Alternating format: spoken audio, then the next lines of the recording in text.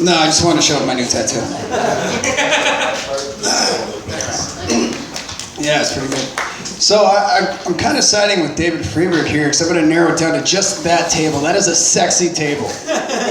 Even the guy, I totally do you. You're all fucking hot. Good stuff.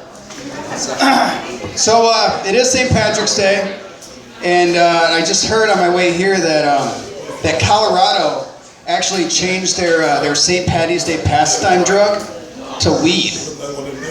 Green weed. But everybody forgot to go to the parade, so it all fell through. Fucking stoners. Yeah, I don't smoke weed. Some hippie shit. I used to, and then it made me all paranoid, so I started using real drugs. I used to drink a lot too. I don't do that anymore. But you know, I mean, it gets you into trouble. Like, you know, you can get pulled over by the cops, and that's bad. You know, especially when you don't stop. So like this one time I was driving my friend's car. I asked her if I could borrow it to go make some money to go get some more booze, and she was stupid, so she said yes.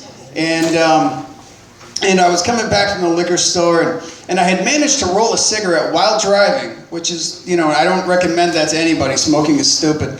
But I was rolling a cigarette, and then I wasn't able to get to my lighter in my pocket. So I was trying to use a cigarette lighter, which is actually part of the ashtray.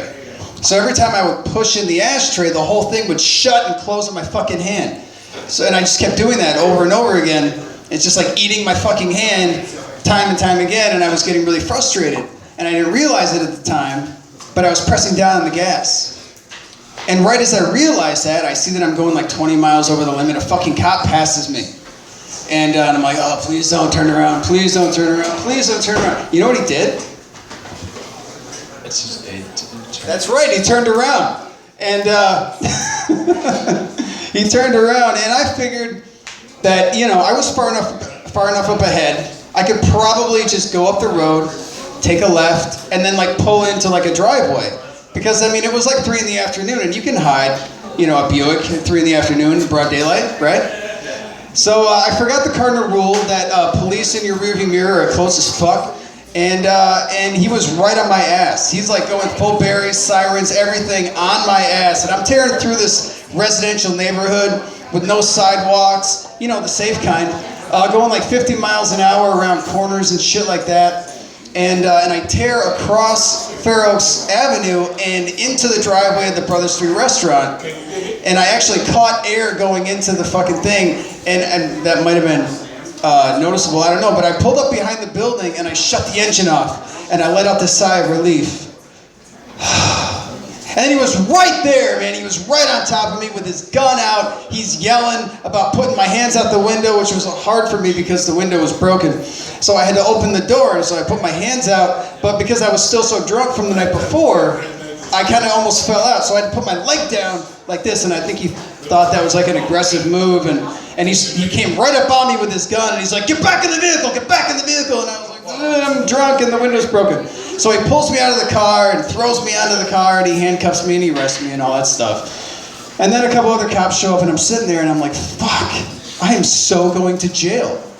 They're gonna like take my friend's car, my dog is gonna go to the pound, I'm never gonna drink that half gallon of whiskey in the back seat, or that mixed drink that I had in the front. And I'm just like, this is really kind of a bummer day. And then, you know, eventually he comes over and he gets in the car, and I'm sobering up a little bit, and I'm thinking, man, that was really stupid and dangerous. And I felt bad. I felt genuinely bad. I felt like I really put that cop in danger. And I wanted to tell him, and I was like, look, man, for what it's worth, I'm sorry. I'm sorry that I put you through that stressful thing, and I just feel stupid, and I'm really sorry. And he kind of turns his head a little bit, and he's like, that happens. I'm like, what? Yeah, you know, you'd be surprised how many people react this way. Really, it's pretty normal. I'm like, what the fuck? Like first, okay, 5 minutes ago, this guy had his fucking gun in my face, and now he's talking to me like he's my favorite uncle and he's gonna help me through this difficult time. And I'm sitting there for a little bit, and he's writing some stuff, and I'm like, all right, man, so, you know, just level with me, you know, what's gonna happen? What's happening, you know, like, how bad is it? You know, and he's like, well, This is a ticket for driving with a suspended license. Now, you don't have to go to court for this, but if you don't, you could end up having to pay more of a fine. I'm like, oh, okay. And this is a citation for evading an officer. Now, you have to go to court for this. If you don't show up to court, they will issue a warrant for your arrest, and you could go to jail. And I'm thinking, I should go to court? I could go to jail? What the fuck is going on here? And then he just let me out of the car.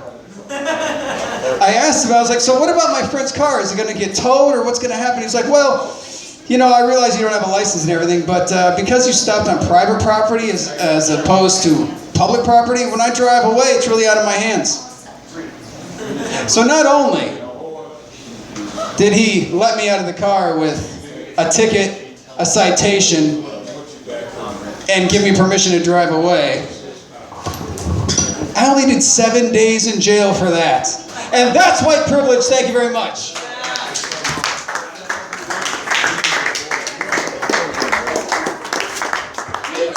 7 days not bad for that at all. They don't know that, but I know.